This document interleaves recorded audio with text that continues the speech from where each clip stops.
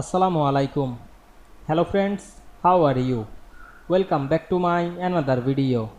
In this video, I am going to show you how to insert multiple image feed to page in PowerPoint on different slides. Let's get started. At first, go to the insert menu. Select the photo album option and click file option.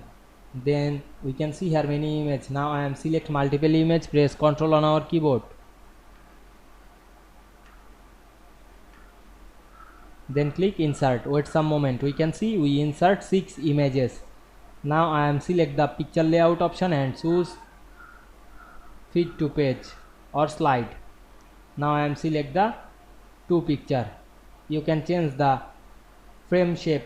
Select the rounded rectangle or simple another. Now I am select the rounded rectangle. Then click create. Wait some moment to inserting the picture. Now we can see we insert picture feed to page multiple image very easily. You can change the theme color. Go to the view menu, select the slide master and go back the main slide. Select the background style option and choose white, then close master view. I hope you enjoyed the video. Please like, comment, share and subscribe my channel. Thanks for watching.